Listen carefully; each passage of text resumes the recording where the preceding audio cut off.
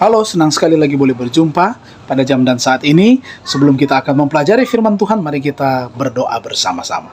Ya Tuhan Allah, Bapa dalam kerajaan surga, pada kesempatan, jam, dan saat ini, kami mau belajar lagi firman Tuhan sebelum kami beristirahat. Biar kiranya kami mengerti, ini doa dan sembahyang kami dalam nama Tuhan Yesus kami sudah berdoa. Amin. Nah, pelajaran kita pada saat ini, perenungan firman Tuhan berjudul Penghakiman 1000 tahun. 20 Desember, tanggal 20 Desember 2022, Penghakiman 1000 tahun. Alkitab memberitahu kita bahwa pada kedatangan kedua, pada kedatangan kedua kali, pertama, baik orang kudus yang hidup maupun orang-orang kudus yang dibangkitkan akan menemui Tuhan di angkasa. Itu dalam 1 Tesalonika 4 ayat 16 dan 17. Dan kedua, semua orang kudus akan dibawa ke surga untuk tinggal di surga, tempat kediaman yang Allah sendiri telah siapkan bagi mereka.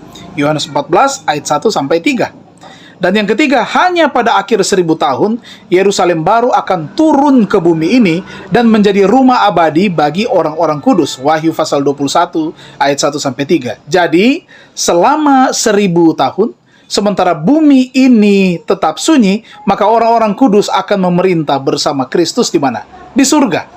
Seluruh proses penghakiman yang dimaksudkan, satu, untuk membuktikan karakter Tuhan terhadap tuduhan iblis bahwa Tuhan tidak adil dalam cara dia memperlakukan makhluknya.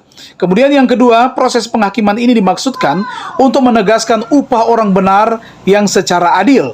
Dan yang ketiga, untuk menunjukkan keadilan hukuman orang yang jahat. Dan keempat, untuk menghilangkan semua keraguan yang dapat mengarah pada pemberontakan lain di alam semesta.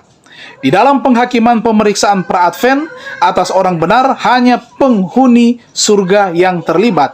Daniel 7 ayat 9 dan 10. Tetapi selama penghakiman 1000 tahun atas orang jahat dan malaikat yang jatuh, orang-orang kudus itu sendiri juga berpartisipasi di dalamnya. 1 Korintus 6 ayatnya yang ketiga. Penghakiman pemeriksaan pra-advent itu dimulai pada tahun 1844. Ketika tahta ditempatkan, majelis pengadilan itu duduk, dan buku-buku itu dibuka. Itu dalam Daniel pasal 7 ayat 9 dan ayatnya yang ke-10.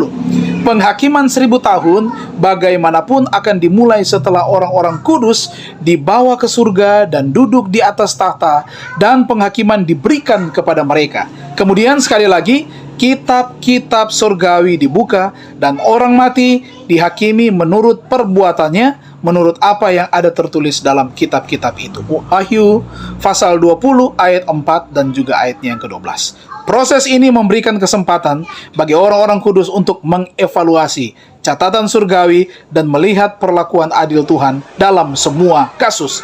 Dia tidak hanya memberi upah kepada semua manusia sesuai dengan apa yang pantas mereka terima berdasarkan keputusan mereka sendiri, tetapi juga menjelaskan kepada mereka mengapa dia melakukannya. Tuhan memberkati kita. Mari kita bersatu dalam doa. Terima kasih Bapa di surga, kami boleh belajar firman Tuhan, pelajaran sekolah Sabat tentang penghakiman 1000 tahun pada saat ini. Dan biar kiranya kami mengertikan oleh kuasa Roh Kudus, dan kami memiliki iman yang teguh dan kuat untuk tetap bersandar kepada Tuhan. Sertai kami akan beristirahat, dan biar kiranya kami bangun besok pagi lagi dengan kekuatan yang baru untuk memulaikan lagi aktivitas kami dengan beribadah kepada Tuhan. Ini doa dan sembahyang kami. Berkatilah semua umat-umat Tuhan. Dalam nama Tuhan Yesus kami persembahkan doa ini. Amin.